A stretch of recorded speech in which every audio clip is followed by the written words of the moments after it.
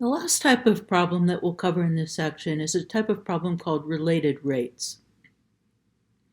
In related rates problems, we compute the rate of change of one quantity in terms of the rate of change of another quantity using implicit differentiation. Here's an example. When the radius of a spherical tumor is 8 millimeters, it, meaning the radius, is growing at a rate of 0.4 millimeters a day.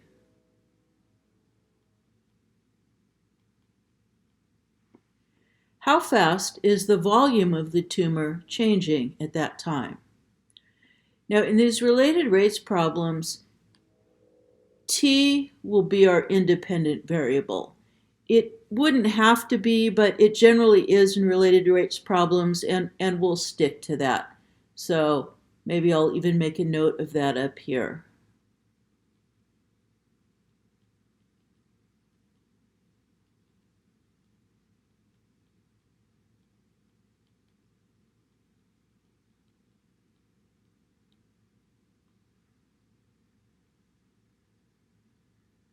In this problem, the spherical tumor is changing size over time, so its radius is changing, but so is its volume. And we're being given some information about how fast the radius is changing. We're told dr dt is 0.4 millimeters per day. Notice millimeters is a unit of length, so that's a radius.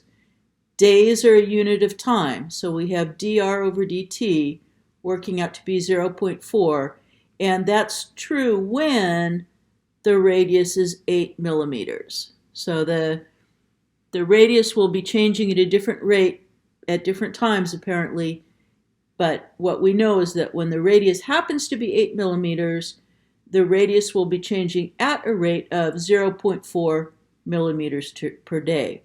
And then what we're being asked to do is find out how fast the volume is changing at that time. So we're asked a question about dv dt, and we're given information about dr dt and r. In order to answer this question, we need a formula that relates v and r. So in these related rates problems, they're typically going to give you information about one rate of change and ask you a question about a different rate of change. And in order to answer the question, you need a formula that relates the two variables, not their rates of change, but the variables themselves. And with volume of a sphere, remember it said the tumor was spherical, with the sphere, the formula that relates the volume to the radius is volume equals 4/3 pi r cubed.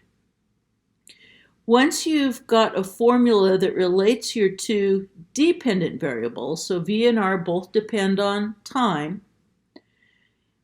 we will differentiate implicitly, and I probably should have written here implicitly with respect to that independent variable t for time.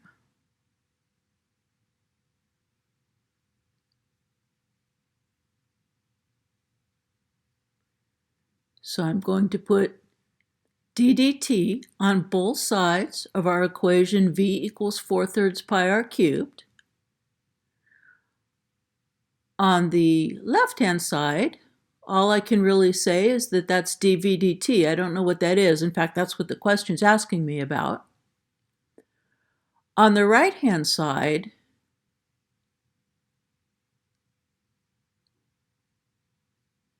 notice that 4/3 pi is a constant coefficient. Pi is just a constant, 4 and 3 are just constants.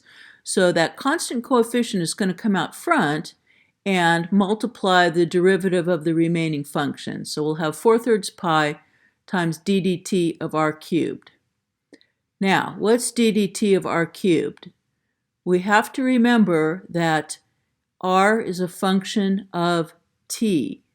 So I'm still going to have my 4/3 pi, and then I'm going to go ahead and use the power rule on r cubed to get 3r squared. But because r is a function of t, the chain rule kicks in and says we have to multiply by dr dt.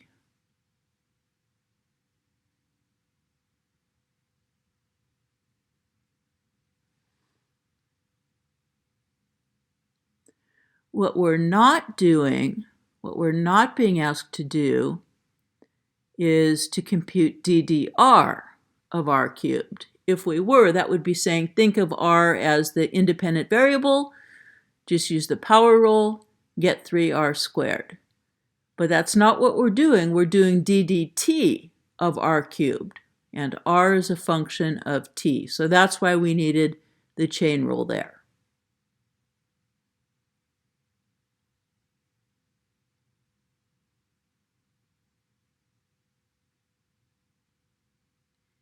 Now the 3's cancel, leaving us for dv dt the expression 4 pi r squared dr dt.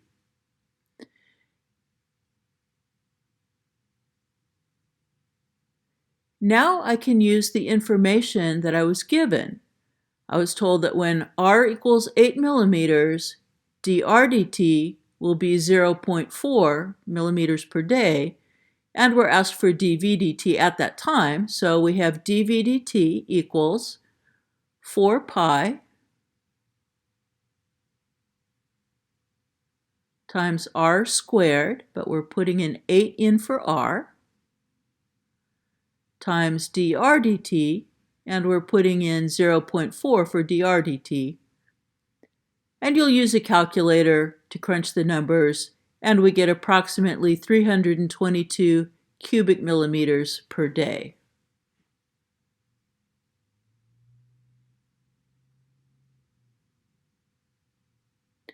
And that's specifically when the radius is 8 millimeters. The rate of change of volume will be different at different times, but this is what it is when r equals 8.